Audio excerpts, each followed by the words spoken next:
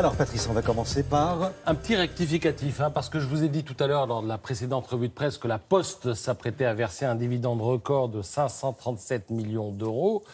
C'était évidemment de la SNCF qu'il s'agissait, comme le montre ce banc titre, extrait du journal Les Échos. En revanche, ce sont bien 200 000 postiers qui toucheront une prime exceptionnelle de 200 à 300 euros, donc bien en deçà des 1 000 euros préconisés par Emmanuel Macron. Alors, la culture, on y vient. Le pape du noir, Pierre Soulages, fait la une du Figaro. C'est aujourd'hui son anniversaire.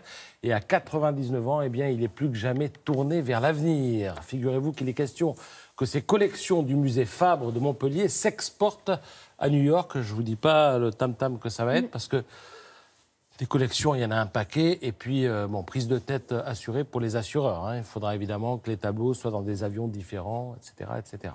Alors, quand je vous dis que c'est le pape du noir, c'est la vérité. J'apprends qu'il s'est marié en 1942 avec Colette, d'1 an sa cadette. Il s'est marié à minuit, donc dans le noir, j'allais dire.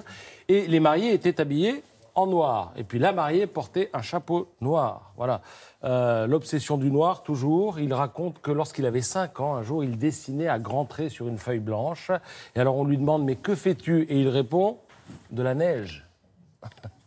Voilà, pas mal d'anecdotes dans l'interview qu'il accorde ce matin au Figaro. Je rappelle que c'est le premier artiste vivant à avoir été exposé, enfin pas lui, mais ses œuvres, à Saint-Pétersbourg, au musée de l'Ermitage.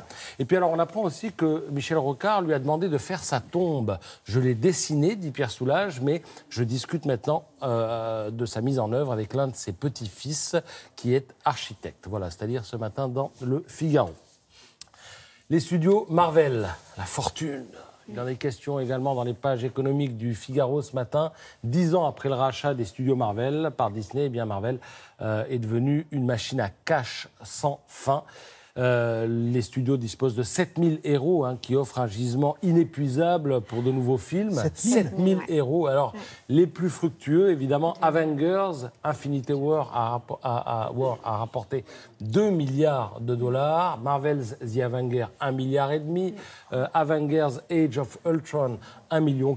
Black Panther, un peu plus d'un... Quand je dis 1 million, 1,4 milliard, un peu plus d'1,3 milliard pour Black Panther, un peu plus d'1,2 milliard pour Iron Man 3 et un peu plus d'1,1 milliard pour Captain America. Vous avez tout le classement dans le Figaro ce matin. Évidemment, on atteint de telles sommes grâce aux produits dérivés aussi. Chasseur d'images propose à ses lecteurs d'envoyer des photos qui ensuite sont critiquées, en bien ou en mal d'ailleurs, par les spécialistes du journal. Alors, vous regardez cette photo, elle est splendide.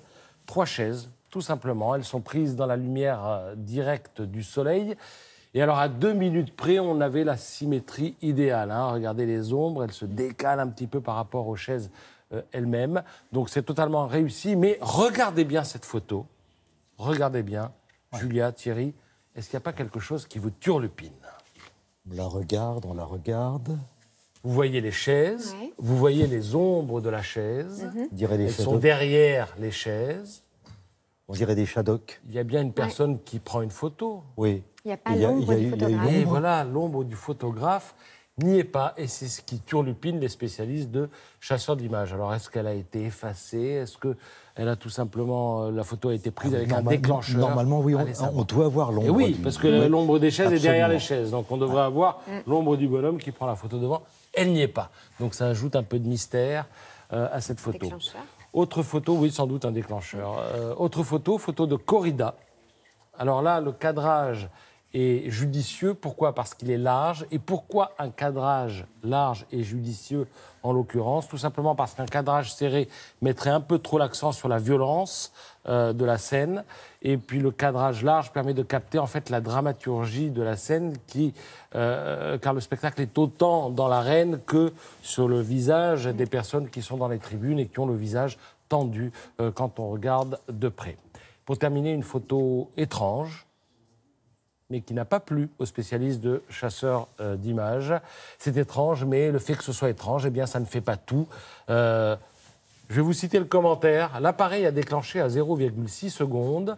Pour photographier les phénomènes orageux, il convient de régler son appareil à 100 ou 200 ISO et de fermer le diaphragme entre F8 et F11 à une vitesse de 10 secondes. Vous n'avez rien compris? Moi non plus. Mais c'est juste pour vous dire que si vous êtes passionné de photos et que vous y connaissez un peu, vous trouverez à qui parler dans le magazine Chasseur d'images. Déclenché au bon moment, voilà, pour qu'on voit bien les éclairs.